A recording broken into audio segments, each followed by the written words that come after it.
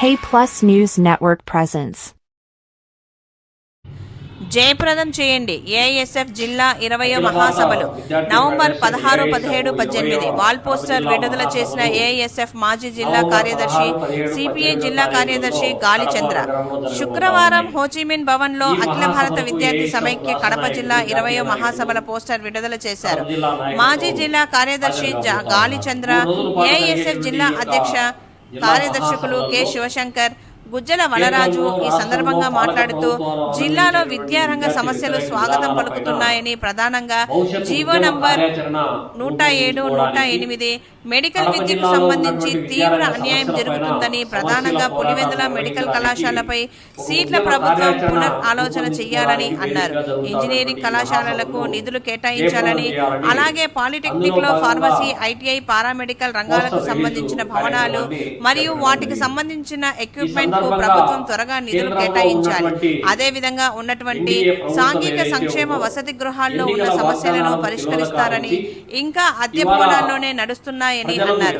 అదే విధంగా కేంద్ర ప్రభుత్వం విద్యా కాషాయీకరణ పేరుతో రాష్ట్రాల్లో ఉన్న స్వయం ప్రతిపత్తిని మరియు స్వేచ్ఛ, సమానత్వం, వివిధ అంశాలకు సంబంధించి రాజ్యాంగబద్ధ విలువలు లేకుండా శాస్త్రీయ భవనాలకు అద్దం పట్టే విధంగా పాలక ప్రభుత్వాలు వ్యవహరిస్తున్నాయని, దీనికి నిదర్శనమే నీట్, నెట్ లాంటి పరీక్షలు లీక్ కావడం, యూనివర్సిటీ కేంద్రాల్లో విద్యార్థులపైన దాడులు జరగడం, దేశవ్యాప్తంగా అలాగే రాష్ట్రంలో ఉన్న విద్యారంగ సమస్యలపైన చర్చించి దేశ, రాష్ట్ర, జిల్లా నాయకులంతా భవిష్యత్ కార్యాచరణ తీసుకుని పోరాటాలకు సంసిద్ధం అవుతారని తెలిపారు.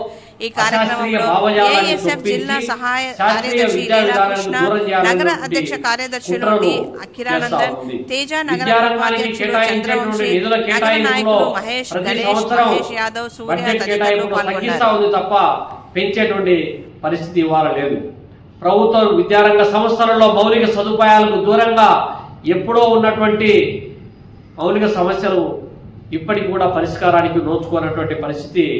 ఇప్పటికీ అద్దె భవనాలు, కూలిపోయే భవనాలలోనే విద్యను అభ్యసించేటువంటి పరిస్థితి కొనసాగుతూ ఉంది.